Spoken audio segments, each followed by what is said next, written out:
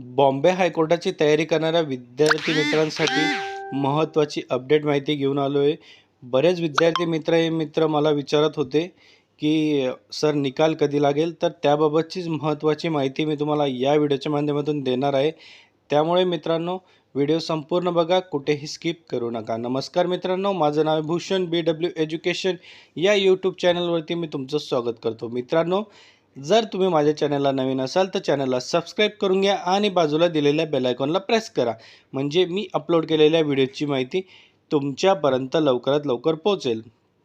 आणि मित्रांनो, मी आपल्या प्रॉडक्ट सेक्शनमध्ये महत्त्वाचे पुस्तकांच्या लिंक्स दिलेल्या आहे मित्रांनो, तिथं जाऊन तुम्ही ते खरेदी करू शकतात. हे पुस्तकं तुम्हाला तिथं आकर्षक डिस्काउंटवर तिथं उपलब्ध असतील.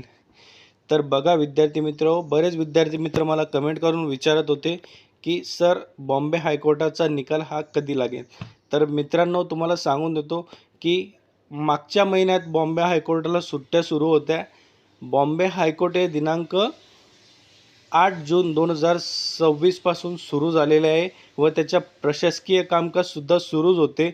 पण मित्रांनो, अजूनसुद्धा निकाल लागलेला नाही. तर बघा विद्यार्थी मित्र, दिनांक 9 जून 2026 रोजी ड्रायव्हर म्हणजे चालक या पदाचा निकाल बॉम्बे हायकोर्टामार्फत जाहीर करण्यात आला होता. आणि त्याचे जे प्रिंटआउट्स आणि एक्सपिरियन्स लेटर जे मित्रांनो, ते त्यांनी दिनांक 15 जून 2026 पर्यंतच मागवलेले होते. म्हणजे मित्रांनो, ऑनलाईन पद्धतीने त्यांनी एक्सपिरियन्स लेटर व त्याच्या फॉर्मच्या प्रिंटआउट्स मागवलेल्या होत्या. तर ती सुद्धा मुदत आता संपलेली मित्रांनो. तर आता ही अपेक्षा आहे की क्लर्क आणि शिपाई फराश हमाल पदाचा निकालसुद्धा या आठवड्यात किंवा पुढच्या आठवड्यात जाहीर होण्याची दाट शक्यता आहे मित्रांनो. कारण की ड्रायव्हर पदाची जी काही पात्रता होती ती त्यांनी 15 जूनपर्यंत मागवलेली होती आणि ती मुदतसुद्धा संपून आता जवळजवळ 2 दिवस उलटून गेलेले आहेत. तर मित्रांनो, आता अपेक्षा आहे की क्लर्क या पदाचा निकालसुद्धा लवकरच जाहीर होईल. तर मित्रांनो, अशा प्रकारची ही नवीन माहिती होती. जर तुम्हाला हा व्हिडिओ आवडला असेल तर लाईक करा, शेअर करा आणि चॅनलला सबस्क्राईब करायला विसरू नका.